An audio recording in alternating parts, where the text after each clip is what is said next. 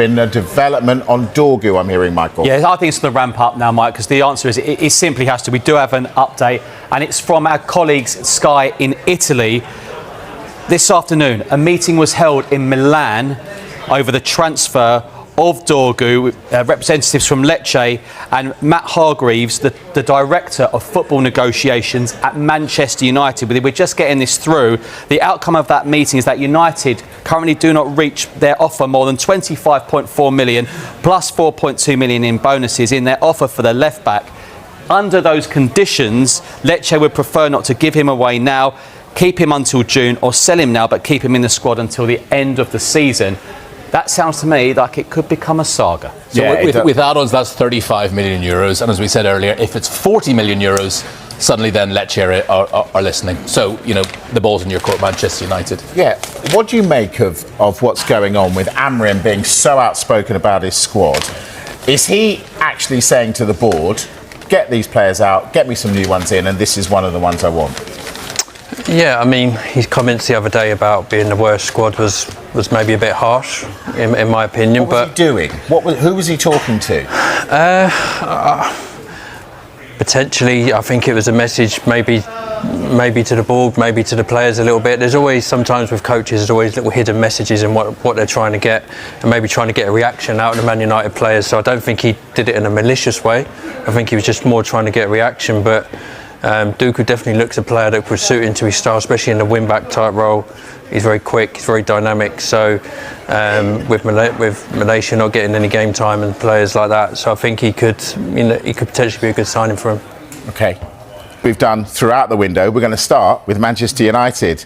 Jamie, developments in the Marcus Rashford story. Tell us. And as we've done throughout the window, we're going to talk about Marcus Rashford, the gift that keeps on giving. As we revealed last week, his preference is to join Barcelona, but that is complicated. We've already seen with the Dani Olmo saga that they need to create space for his salary with outgoings. They have not formalised any interest yet. Borussia Dortmund, meanwhile, have engaged Manchester United over terms of a loan deal in case they proceed with that move for him. The AC Milan thing looks like it's gone quiet now. AC Milan's focus is on getting Kyle Walker through the door, so it looks as if they've turned their focus away from Marcus Rashford. But I think everything is still on the table, Bridgie, and perhaps even we could see Marcus Rashford stay and try to fight for his place at Old Trafford, even though I think most of us would agree that perhaps the ship has sailed. It's the end of the road for those two parties and they're both going separate ways. I think it's perhaps still on the table. Absolutely, yeah. I think the key is all options are still on the table, and this could maybe go into the final week of the window. We've got 13 days to go. It's a bit more extended than usual. It's usually January 31st, but it's February the 3rd, everyone. This time, February the 3rd. It's a manic Monday, potentially. And will it be a manic Monday for Marcus Rashford? As Jamie said, you know, there are options. Borussia Dortmund mentioned. Then we said to you last night that Erik ten Hag was linked with the Borussia Dortmund job. Wow, wouldn't that be a story? But another option is actually to stay at Manchester United. Wow, I still can't get over the post-match press conference from Manchester United on Sunday. What Ruben Amorim said about being the worst Manchester United team and squad.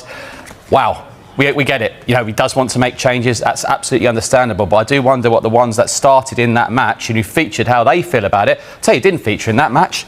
That man there. David, how difficult will it be for United to get Rashford out of the door? Yeah, it's always difficult in the January window, I think, especially when you've got a big player like Rashford. And obviously it's availability and the need on the other clubs you mentioned, like Barcelona or Dortmund.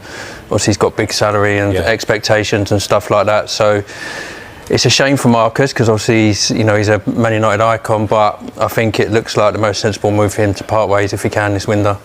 Barcelona, Jamie, I don't get it. I just don't get why a player would want to go there given their financial mess. Why would he want to go there when they might not be able to pay him? Horrible place to live, isn't it? Horrible place. Yeah, but they might not be able to pay him. They might not even be able to register him. Why go there? Well, I mean, that is the thing, and as David alluded to, he's on a salary of 350 grand a week, and all the indications are there's no chance that Barca can afford that at the moment.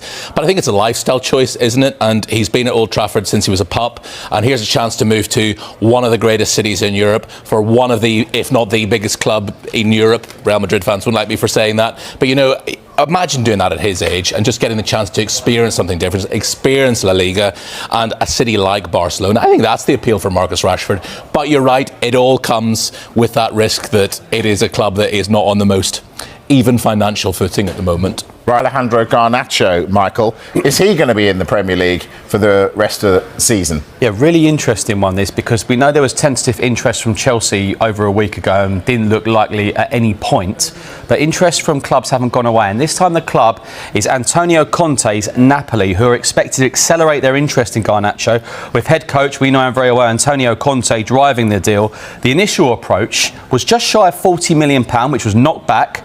But they're under the impression, I love this, they're under the impression that Manchester United wants to do business around the £60 million mark. Now, good player, very good player, but that's a lot of money. And as we revealed yesterday, he's not looking to leave Old Trafford, but is aware he would be sold for the right price and the right conditions. What do you think, David? Are you surprised that United are even contemplating letting someone like Garnacho go?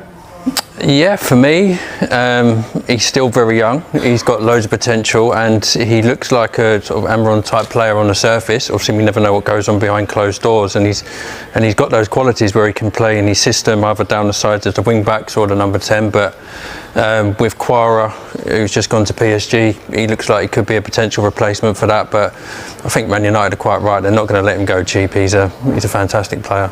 Now, if he goes to Napoli, he could replace Kubica Kvaratskhelia, who you know well, of course, he's a Georgian. Is he of a comparable standard, Garnacho to Kvaratskhelia?